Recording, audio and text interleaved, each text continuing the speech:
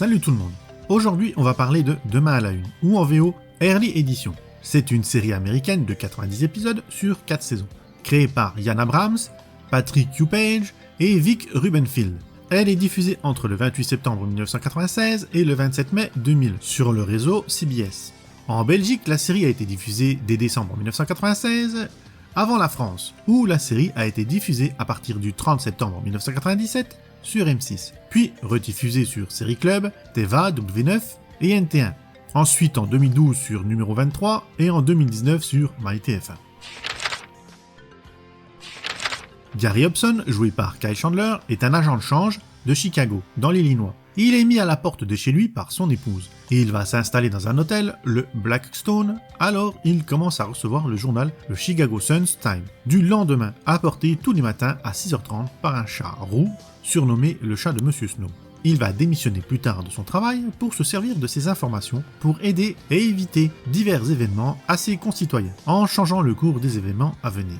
En parallèle, il se pose des questions sur le pourquoi du comment il reçoit ce journal. Il est aidé dans sa quête par ses amis Marissa Clark, jouée par Shanisha Davis-Williams. C'est une femme aveugle qui va beaucoup l'aider à y voir plus clair dans ses choix. Et Chuck Fishman, joué par Fisher Stevens, il est plus terre à terre.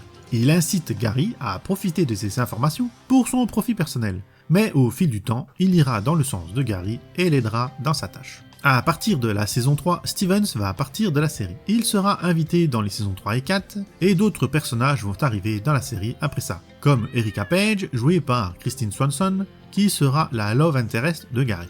Au fil des saisons, Gary apprendra qu'il n'est pas le seul à recevoir un journal de ce type, chaque grande ville a son Hobson.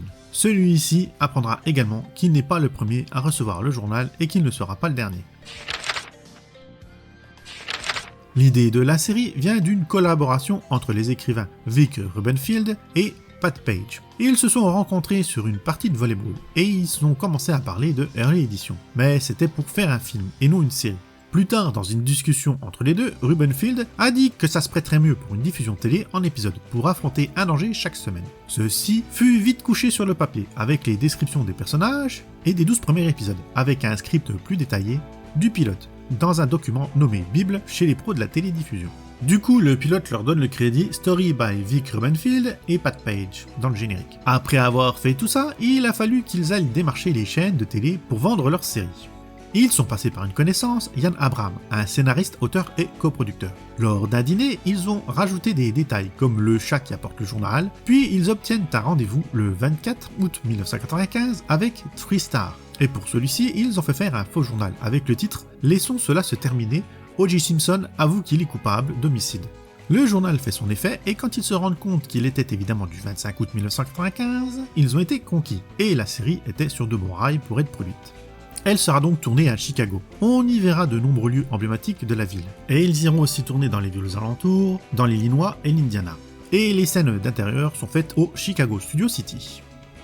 À la sortie de la série, elle a été accusée de plagiat sur un film de 1944, I Happened Tomorrow. En français, le film s'appelle C'est arrivé demain. Le pitch est exactement le même.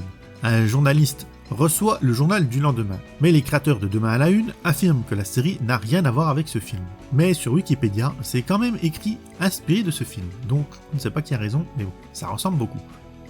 Les créateurs de la série ont donné le nom de famille à leur personnage d'après le choix de Hobson. C'est un choix où il n'y a que 2 options à prendre ou à laisser. C'est un concept inventé par Thomas Hobson, un loueur de chevaux qui a vécu de 1544 à 1631, qui en avait marre que les gens veulent toujours louer le meilleur cheval.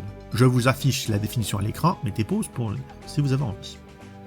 Shanisha Davis-Williams, qui est l'actrice qui joue Marissa, son personnage est aveugle de naissance, mais l'actrice, elle, n'est pas du tout aveugle, ce qui fait qu'elle joue très bien son rôle. Le journal que reçoit tous les jours Gary était vraiment imprimé par le Chicago Sun-Times pour les besoins de la série. Ça faisait surtout une jolie pub pour eux. Et plusieurs fois dans la série, si on regarde bien le journal, on s'aperçoit que les titres ne correspondent pas à ce qui est écrit dans les articles. Et au début de la série, il y a même des erreurs de date qui sont faites, avec la chronologie des épisodes diffusés. Et ça a quand même été rapidement rectifié. Le chat Carl, ou Snowcat, qui joue le rôle du chat, n'est pas crédité au générique. Mais c'est surtout plusieurs chats qui ont servi pour la série. Le premier est âgé de 11 ans et nommé Panthère. Il a fait beaucoup de choses différentes sur la première saison. Et il a eu aussi besoin d'une doublure, car on ne peut pas apprendre trop de cascades à un chat. C'est pas comme pour les chiens. Donc, Carl est arrivé pour faire d'autres choses plus complexes que de se balader et de s'asseoir sur le journal. Le troisième chat, lui, se nomme Pila. C'est lui qui sera utilisé pour les scènes d'action où il faut courir ou se faufiler dans des endroits exigus. Dans cette série, il y a aussi le chien de Marissa, nommé Spike, joué par Trucker, et il sera le seul chien à endosser ce rôle d'ailleurs. C'est à la base un chien dressé pour la recherche et le sauvetage, et pas sur le travail avec les aveugles. Et l'actrice Shanessia n'était pas à l'aise avec lui, elle n'aimait pas les gros chiens. Mais au fil du temps, la relation entre ces deux s'est créée et la complicité est arrivée. Pour le chat noir dans l'épisode spécial d'Halloween, c'est un vieux chat qui est utilisé. Il n'y a pas d'effets spéciaux et ils n'ont pas du tout peint un des 3 autres chats utilisés d'habitude. Et Bill Casey s'est aussi occupé de tous les animaux de l'épisode 17 de la saison 2, où il y avait des vaches, des serpents, des rats, des chiens, des chats, des lapins et même un alligator. Par contre, il ne s'est pas occupé du petit singe que Gary essaye de sauver dans cet épisode. Le départ de Chuck joué par Fisher Stevens a complètement changé la série, et ils ont dû créer le rôle de Erica Page, jouée par Christine Swanson, avec leur flirt qui apporte pas spécialement grand chose à la série. En plus, avec son gamin Henry Page, joué par Miles Jeffrey, qui va un peu plomber certains épisodes. Et ça va créer des scènes pas très passionnantes, et il sera à l'origine d'un des épisodes les plus absurdes de la série, celui d'Halloween. Le départ de Fisher a aussi entraîné des changements dans le narratif de la série. C'est lui qui faisait la voix off, et après son départ, ils l'ont fait faire par Gary, puis après ça par Marissa, avant d'être complètement abandonné. Et le thème du générique sera aussi modifié, j'en reparle plus tard. Kyle Chandler a eu l'occasion de réaliser un épisode, et Fisher Stevens a pu en faire de même. Le bâtiment utilisé pour les prises de vue extérieures du bar Mike Kinty était autrefois utilisé par les services d'incendie de Chicago. Et aux dernières nouvelles, la façade existe toujours, mais les lieux sont vides et ont l'air d'être en rénovation. La série a eu quelques crossovers, un avec la série Chicago Hope et un autre avec la série Martial Law, en VF le flic de Shanghai. Il y a un autre épisode spécial. À la fin d'un épisode de la saison 2, on découvre que l'épisode est en fait une histoire de The Twilight Zone ou la 4ème dimension chez nous. Le secret du journal et d'où il vient sera gardé jusqu'au bout, nous ne saurons jamais la vérité. Dans l'épisode 20 de la dernière saison, quelques révélations sont quand même faites. On apprend que Gary a été sauvé par Lucius Snow dans sa jeunesse et qu'il lui a transmis un couteau suisse faisant de lui son successeur, quand il ne pourra plus assumer sa mission. Et Gary fera de même dans cet épisode. Il donnera son couteau à Lindsay Ronmick, une petite fille qui vient de perdre son grand-père. Et donc, quand Gary ne sera plus en mesure d'accomplir sa mission, c'est cette petite fille qui prendra la relève, faisant d'eux une longue lignée d'élus. Et Lucius Snow dira même qu'ils sont les messagers du temps et qu'ils doivent remplir leur mission avec honneur. La série a été annulée le 27 mai 2000, malgré que des fans ont fait tout pour sauver la série, avec même un sondage du USA Today montrant que les gens qui ont été sondés étaient en faveur de maintenir la série à la télé. Mais ça n'a pas suffi. Les fans ont alors organisé 3 conventions au centre-ville de Chicago, une en 2001, une en 2002 et une en 2004. Mais rien n'a fonctionné, la série est restée annulée, rien n'a pu faire changer CBS.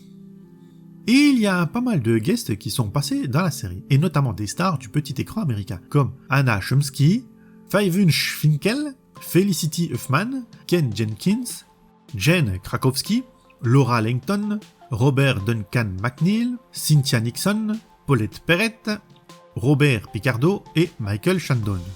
Il y a aussi l'ancien éditeur du Chicago Sun-Times, David Radler, qui a fait une apparition dans la série dans le rôle de son ancien métier, l'éditeur de journal. Puis on a les autres guests plus classiques avec Louis Crosset Jr., Tara Lynn Pinsky, Coolio, Tone Locke, Dick Butkus, Pat O'Brien et Martina McBride qui sont passés dans la série. En février 2022, CBS a commandé un pilote pour rebooter la série.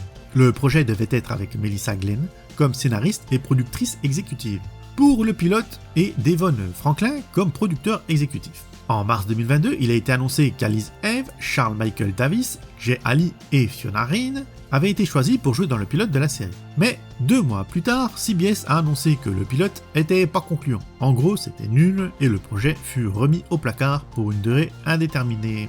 Et il n'y a pas l'air d'avoir d'autres adaptations sur d'autres médias comme des livres ou des BD, la série n'a pas l'air d'avoir été transposée sur autre chose. Bon, après, son titre complique gravement les recherches. Première édition, en anglais, ça dessine plein de choses, surtout pas mal de livres, pas mal de jouets, donc c'est assez compliqué de faire des recherches sur le net. Donc si vous avez des informations là-dessus, vous pouvez les mettre en commentaire pour compléter, parce que là, je n'ai pas vraiment trouvé.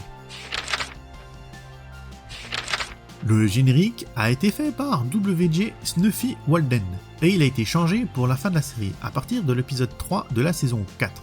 C'est Time Has Gone Today des Chambers Brothers qui sera utilisé. Le reste des musiques des épisodes sont faites par Bennett Salvey, Joseph William et aussi Snuffy Walden bien sûr. La série n'a pas été éditée en DVD en France, les DVD sont seulement en anglais. Elle n'est pas disponible sur des plateformes classiques, donc Système D pour la voir, ou attendez une éventuelle rediffusion sur une quelconque plateforme ou chaîne de télé. Sinon, c'est une série assez familiale, c'est beaucoup de happy end, c'est une bonne série pour ceux qui en ont marre de voir des séries policières de partout. C'est toujours regardable, sans problème, ça rappelle aux jeunes qu'avant le portable, il y avait le journal, et on avait toujours le nez dans quelque chose en fait. Moi personnellement j'aimais bien cette série, j'en ai vu un bon paquet, c'était toujours sympa à regarder, comme Dr. Queen et ces séries de ce genre. C'est assez simple et efficace, sans gros enjeux, c'est juste pour passer un bon moment.